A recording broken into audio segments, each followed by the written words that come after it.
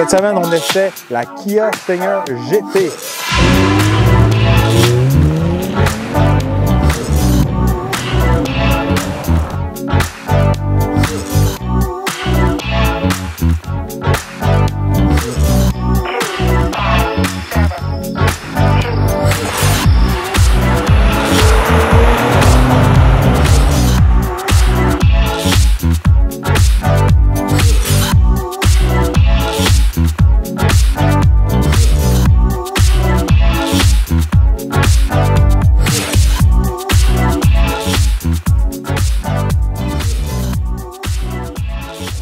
Cette semaine, la Kia Stinger GT.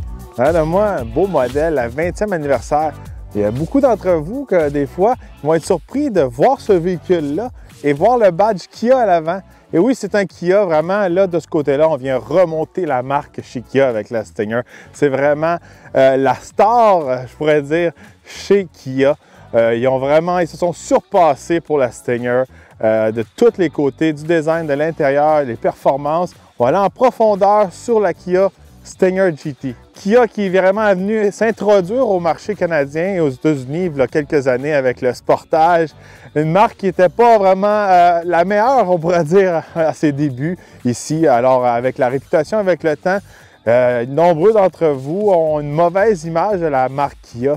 Alors, Kia s'est vraiment surpassé pour donner une nouvelle image, je pourrais dire, une image plus prestigieuse à ses produits, vraiment que la Stinger. Puis on peut le constater avec le design de la Stinger. Regardez de ce côté-là, on vient vraiment remonter d'une coche, je pourrais dire, avec la Kia. On est vraiment avec une voiture, une berline de sport, puis avec des caractéristiques qu'on peut retrouver dans certaines allemandes. D'abord, parlons du design. Un design assez sportif, assez agressif pour une berline. On peut constater ici à l'avant qu'elle entre vraiment en style sport. On a un beau fini un peu en dark chrome qui appelle, qui fait un beau fini qui n'est pas chromé, mais encore là qui n'est pas noir. Un fini qui fait un petit peu plus prestigieux. Des beaux phares avant vraiment en LED qui vient vraiment remonter aussi côté luxe. Un petit truc que je veux vraiment vous remarquer, c'est comment que le capot est fini ici en avant. Et moi qui est un ancien propriétaire de Mustang GT des générations 2005 à 2009, les gars qui ont eu des Mustangs vont savoir qu'est-ce que je parle. Vraiment, le pare-choc avant vient être fini avant le capot ne finit pas à l'avant. Alors ça, c'est vraiment des fonctions de haute performance, vraiment faire de la haute vitesse pour l'aérodynamique. Comme ça, il n'y a pas de l'air qui rentre en dessous du capot, puis on peut avoir des problèmes avec notre capot. Petit truc à regarder de gars de Mustang que je pourrais dire, mais pour moi, c'est un plus parce que quand j'avais mon Mustang et le capot finissait à l'avant, j'avais des problèmes à haute vitesse avec mon capot. Si on se déplace sur le côté de la Stinger ici, on peut remarquer des très belles jantes ici sur la Stinger, des très belles roues. On peut remarquer à l'arrière des étriers Brembo. Regardez, c'est vraiment une voiture de performance et on a les freins qui viennent matcher les performances. De ce côté-là, regardez, on vient remonter encore une fois. Ça peut être une surprise pour nombreux d'entre vous de retrouver des étriers Brembo sur un Kia, mais la Stinger est vraiment d'une autre espèce. Ici aussi, on a des petites trappes d'air qui viennent vraiment être en fonction. C'est une vraie trappe d'air ici. Encore une fois, une espèce de dark chrome qui vient compléter la grille, les miroirs aussi. On continue la coupe du véhicule. Regardez comment tout, il y a des petits détails. Ici, ça vient continuer. Ça vient vraiment compléter le pare-brise ici. Regardez la coupe du pare-brise ici. C'est des petits détails de design, mais quand on remarque ces choses-là, on apprécie vraiment ça. Ça vient vraiment compléter le look. Quand on se déplace à l'arrière, quelque chose de très unique. Ici, un réflecteur qui suit vraiment la lumière arrière, c'est unique à cette voiture-là. Un peu controversé aussi. Chaque véhicule en Amérique du Nord sont obligés d'avoir des réflecteurs de ce type-là. Mais chez Kia, on a pensé faire un continu, je dirais, de la lumière arrière, vraiment de ce côté-là. Il y a des gens qui n'aiment pas beaucoup ça. Moi, je trouve ça beau, je trouve ça cool, le côté design. J'aime ça, la petite finition qui vient de vraiment faire une petite touche ici. À l'arrière, un derrière très agressif, encore une fois, avec 4 sorties d'échappement. On peut constater ici que c'est un Stinger modèle GT à traction intégrale en plus. Alors, un très beau derrière, un très beau design, je trouve, de la part des gens chez Kia. En dessous du capot, on retrouve un V6 de 3,3 litres à double turbo, bon pour 365 chevaux et 376 livres-pieds de couple Un moteur assez unique qu'on peut retrouver chez Kia. J'aime beaucoup les barres de torsion ici qui viennent vraiment nous donner plus de rigidité à la structure. On peut remarquer le gros turbo sur le moteur. C'est jumelé avec une transition 8 vitesses. Moteur qui performe quand même bien, regardez. Puis on vient remonter encore une fois la performance, puis on vient matcher un peu le look de la Stinger avec ce moteur turbo. La grosse surprise de la Stinger que les gens ne s'attendent pas, parce qu'on voit ici vraiment, c'est une berline. C'est vraiment le côté valise. Regardez, la Stinger nous réserve une belle surprise pour la valise. On vient vraiment combiner le mode d'une berline avec une familiale. Regardez-moi cette valise. Gros haillon arrière, beaucoup de place à l'intérieur, très pratique. Là, on vient vraiment tomber dans des styles de Audi A7, des Porsche Panamera, etc. N'oubliez pas, on est toujours dans un Kia. Fait que moi, de ce côté-là, j'adore ça. Ça vient rendre le véhicule extrêmement pratique. Puis souvent aussi, dans les berlines un petit peu plus sport, l'entrée à la valise est des fois limitée. Même si elle est spacieuse à l'intérieur, des fois, quand on a quelque chose d'un petit peu plus gros à faire rentrer dans la valise, on n'est pas capable parce que l'entrée n'est pas assez grosse. Alors, avec la Stinger, c'est pas un problème. Une fois à l'intérieur du Kia Stinger, écoutez, encore une fois, une agréable surprise. On était surpris par l'extérieur, à l'intérieur, même chose. Tout est fini, extrêmement luxueux. Écoutez, on a du matériau en fibre de carbone, de l'aluminium. Partout où on pose les yeux et les mains, on sent la qualité. Cette édition-là est un 20e anniversaire de la Stinger. Donc, l'intérieur est rouge. Moi, je trouve, écoutez, les bancs rouges en cuir avec la finition de carbone, aluminium, tout ça ensemble, tout va vraiment bien ensemble. Il n'y a rien qui jure, il n'y a rien qui est de trop ou c'est juste une finition parfaite. Ensuite de ça, écoutez, si on regarde le volant, toutes ses fonctions, facile à utiliser. Le mot-clé de ce véhicule-là est facile. Qu'est-ce qui me rappelle? Ça me rappelle beaucoup quand on embarque dans une berline allemande, mais c'est 100 fois plus facile à comprendre. Souvent, on va chercher dans les berlines allemandes, OK, là, ça, c'est là, cette fonction-là va être à un autre endroit. Ici, tout est facile. On a les boutons, la console est un peu tournée, on dirait vers le chauffeur pour faciliter l'accès. Si on regarde les technologies pour le banc, on a le banc chauffant et climatisé. C'est le même bouton, on a juste à le tourner au même endroit. À côté, on a le volant chauffant, on a toutes nos fonctions de caméra parce qu'il faut dire que ce véhicule-là comporte beaucoup d'options de caméra. On a la caméra de recul, la caméra 360, on a la caméra pour voir le côté du véhicule quand on se stationne pour être sûr de vraiment rien accrocher. Fait que ça vient encore une fois aider à la conduite. L'écran est très clair.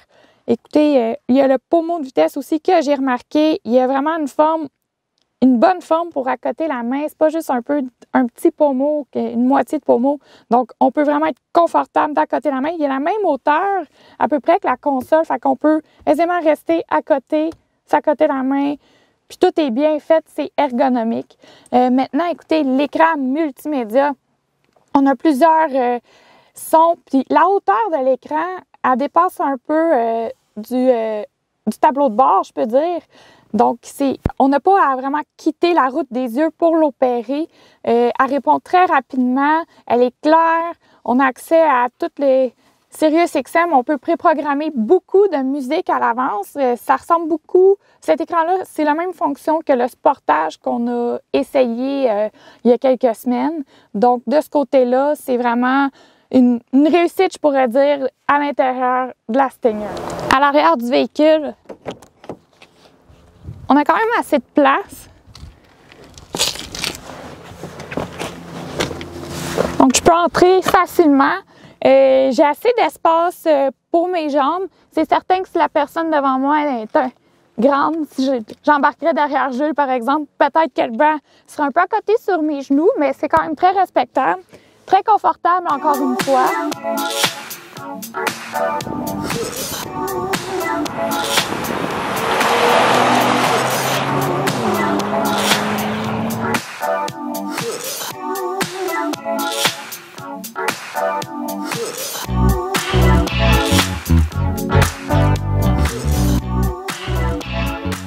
Bon, une fois à l'intérieur du Kia Stinger GT, cette semaine. Voiture assez surprenante, je pourrais dire. Regardez, en arrière du volant, vraiment là, c'est pas comme un produit Kia habituel. On sent vraiment comme si on serait en arrière d'un produit allemand, d'un Audi, BMW, etc. Mais à plus bas prix. Parlant de prix, regardez, le véhicule qu'on essaie cette semaine est de 53 000 $ environ. Puis vraiment, le modèle qu'on a à l'essai, tous les équipements, c'est un 20e anniversaire, couleur spéciale à l'extérieur comme à l'intérieur. Regardez, il y a toutes les options dessus. Alors, à 53 000 $, là, je pense pas qu'il manque beaucoup d'options là, pour être au maximum du prix que le Stinger peut atteindre. Alors, en arrière du volant, une voiture qui est agréable à conduire, autant en version sport qu'en mode confort. Une voiture qui aime ça être sur l'autoroute. Jusqu'à présent, toi, Eve, comment tu trouves ça à l'intérieur du Stinger? Ça te surprend-tu un produit Kia? Oui, j'ai été vraiment agréablement surpris. Écoutez, c'est vraiment confortable. On dirait vraiment qu'on est tout enveloppé dans les bancs. Les bancs sont ajustables, même aux genoux. Donc, Julien peut agrandir un peu son banc, moi le rapetisser pour le conduire. Fait que de ce côté-là, c'est vraiment pratique. Puis, l'intérieur du véhicule, ça respire. Écoutez, on est vraiment confortable de rouler dans ce véhicule-là. En arrière du volant de la Kia Stinger, on peut vraiment constater une allure sportive. La façon que la tenue de route, l'accélération, la puissance du moteur, tout ça. Pour le prix, il n'y a pas grand-chose qui accote ça sur le marché. C'est sûr et certain que côté moteur, moi j'aimerais ça qu'il y ait un petit peu plus de son, un petit peu plus de performance, peut-être un petit peu plus de chevaux vapeur. Encore là, à chaque fois qu'on regarde le prix que le Kia Stinger coûte, bien comme, oui, peut-être que j'ai pas les performances qu'on va retrouver dans une BMW ou un Mercedes, mais ça coûte pas qu'est-ce que c'est un Mercedes ou un BMW. Toi là, Eve, là, de ce côté-là, si on enlèverait le logo Kia, là, t'aurais-tu dit que c'était un Kia cette semaine? Pas du tout. Et écoutez, j'ai été propriétaire d'une Mercedes.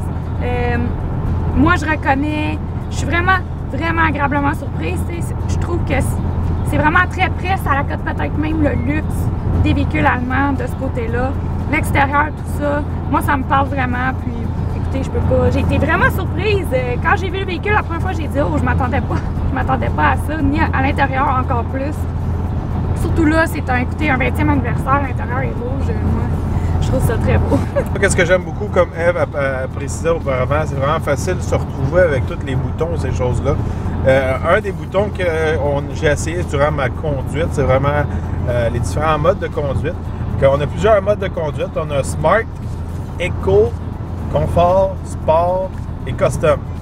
De ce côté-là, regardez, ça change vraiment comment que la voiture réagit quand même. C'est un petit peu plus agressif dans la Stinger que d'autres produits Kia que j'ai essayé auparavant. En mode économique, le véhicule devient vraiment économique. En mode confort, là, c'est vraiment fait pour la grande route. En mode sport, là, on peut vraiment s'amuser. Parlant de mode sport, on a vraiment un launch control sur ce véhicule-là. Facile à utiliser, ça prend pas un diplôme en ingénierie automobile pour comprendre comment activer le launch control. Tout d'abord, on a juste à enlever vraiment le système de traction complètement. Fait qu'on pèse sur le piton longtemps. Par la suite, on se met en mode sport. On peut se mettre en mode manuel aussi. On tient les freins. Ensuite, on accélère. On lâche les freins. On est parti en mode... Après ça, on peut vraiment faire un launch control, une bonne accélération. Véhicule qui accélère bien. On est dans un véhicule qui a traction intégrale, regardez. De ce côté-là, on voit que la Stinger a plus de puissance à l'arrière qu'à l'avant.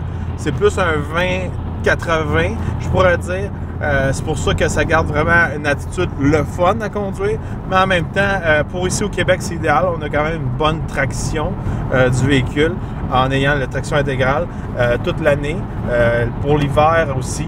C'est vraiment un véhicule qui est pratique, je pourrais dire, à conduire tous les jours. Oui. On a les performances, le confort, le système intégral, puis la vallée. Écoutez, parlant de la vallée, c'est assez surprenant de ce côté-là. Les sièges relevés, on a 660 litres d'espace, puis une fois rabaissé, on a jusqu'à 1158 litres d'espace à l'arrière. Donc, on peut rentrer. On a vu des gens rentrer des bacs, on a vu des gens faire des tests, entrer plein de choses dans la valise. Des bicyclettes, des skis, des snowboards, etc.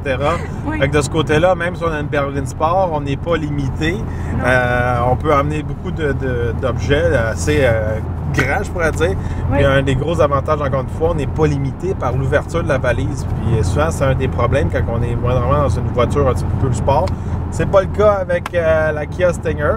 Puis encore là, regardez la part des autres véhicules similaires qui ont le même type de valise. Mais là, on parle de Audi A7, Porsche Panamera, Tesla. On parle des véhicules qui sont minimum presque le double du prix de ce véhicule-là. Fait que de ce côté-là, Stinger... Ouais, pour le prix, il en donne vraiment beaucoup. Bon, maintenant, on va passer à nos 3 points positifs et négatifs. Ève, commence avec tes 3 points positifs. Premièrement, écoutez, le véhicule, c'est un Kia. On sait qu'il est reconnu pour ses bonnes garanties. Fait que ça, moi, je trouve que c'est un gros plus quand on rentre dans un véhicule un peu plus de luxe, on peut dire. Puis là, en plus, qui est garanti, très bien garanti. Donc, c'est vraiment un bon point. Ensuite de ça, écoutez, le look intérieur global, le confort, on est bien dans la cabine, c'est beau, ça respire, c'est épuré. Moi, ça, je trouve, c'est agréable de faire la route dans ce véhicule-là.